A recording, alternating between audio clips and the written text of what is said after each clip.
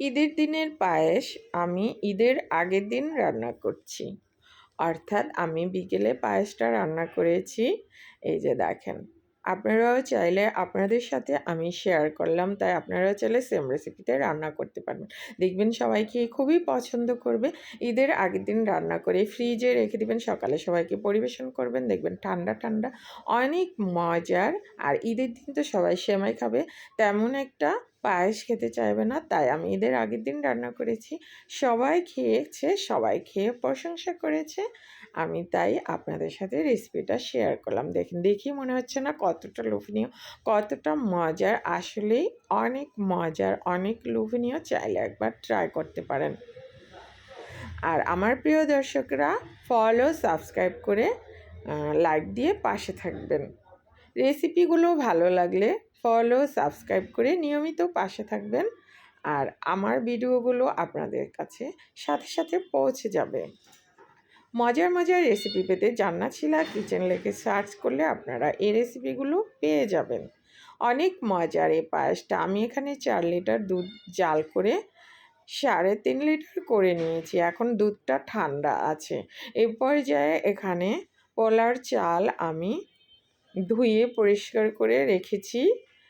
10 minute ধরে ধুয়ে রেখে দিয়েছি। এখন এই যে 3/4 কাপ, অর্থাৎ 1 কাপের 4 ভাগের 3 ভাগ পোলার চাল এখানে অ্যাড করলাম 3.5 কেজি দুধের জন্য। এবারে চালটা অনবরত নেড়ে চেড়ে মিশিয়ে নিলাম, যাতে করে তলানিতে না লেগে যায়। এবারে একে একে সব কিছু অ্যাড করে দেব। মিষ্টির ব্যালেন্স ঠিক রাখার জন্য 3 চিমটি লবণ দিয়ে দিলাম।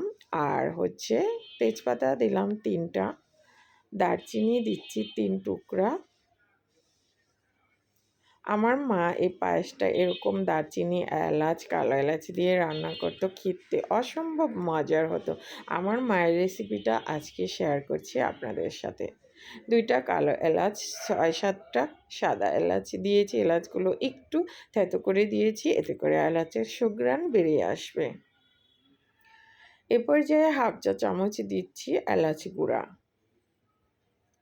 এবারে অনবরত জাল করে নেব ফুটে ওঠা পর্যন্ত। পোলার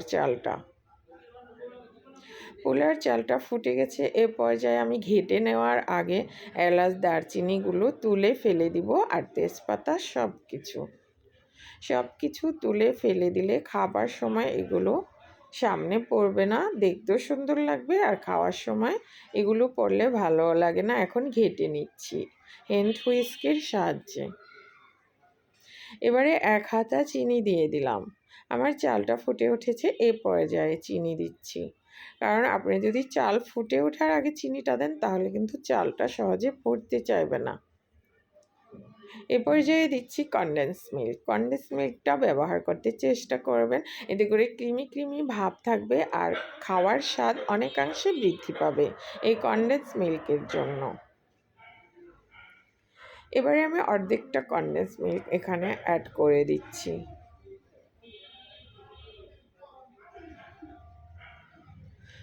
এবারে দিচ্ছি 1/2 কাপ গুঁড়া দুধ।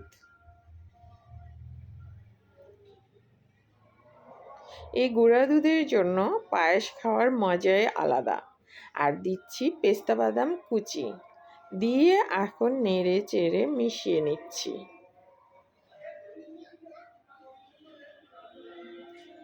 এবারে 10 মিনিট আবার চুলার আঁচ কমিয়ে রেখে জাল করে নিলাম। এ পর্যায়ে 10 মিনিট পর আমার একদম পায়েসটা কিন্তু রান্না কমপ্লিট। এখন আমি নামিয়ে নেওয়ার পূর্বে আবার গুঁড়া দুধ উপরে থেকে ছিটিয়ে রাখছি। এভাবে গুঁড়া দুধ দিয়ে নামাবেন, দেখবেন খাওয়ার সময় সুন্দর লাগবে দেখতেও, আবার খেতেও অসম্ভব মজার হবে।